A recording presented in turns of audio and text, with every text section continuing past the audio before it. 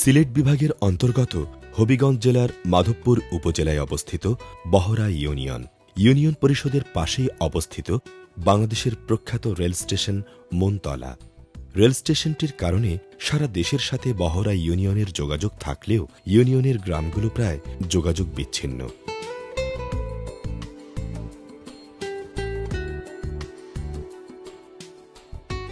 স্থানীয় সরকার এখানে অবস্থিত পরিবার কল্যাণ কেন্দ্রটির সামগ্রিক সংস্কার সাধন করে সার্বক্ষণিক ডেলিভারি সেবার দ্বার উন্মুক্ত করে।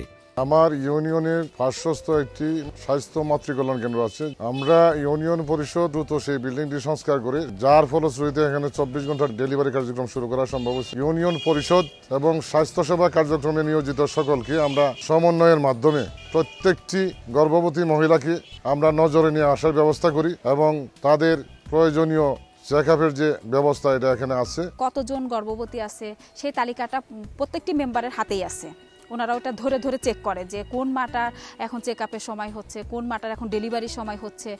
সবার একটা সমন্বিত উদ্যোগ আছে, সবার মধ্যে একটা সমঝোতা আছে, যে সমঝোতার মাধ্যমে আমরা দ্রুত কাজ করতে পারি এবং সেবার মান নিশ্চিত করতে পারি। এলাকা যাই গিয়া সেরা গর্ভবতী মায়েরারে বলি যে 4 বার চেকআপ করার জন্য এবং গর্ভকালীন প্রসবকালে মা ও শিশুর নবজাতক মৃত্যুর হার আগে বেশি ছিল, এখন খুবই কম।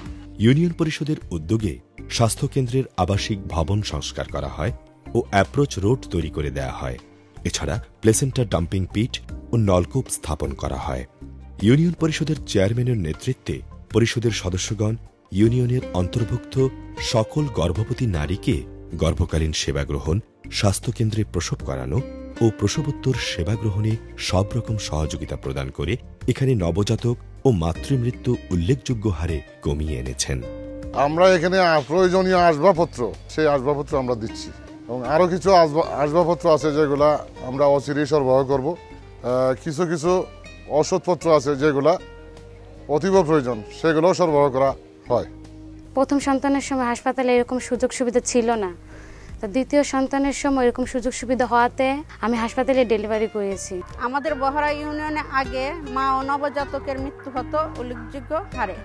বর্তমানে স্থানীয় প্রশাসনের সহযোগিতার ফলে প্রসবকালীন মাতৃমৃত্যু ও নবজাতকের মৃত্যু প্রায় নির্মূলেই চলে।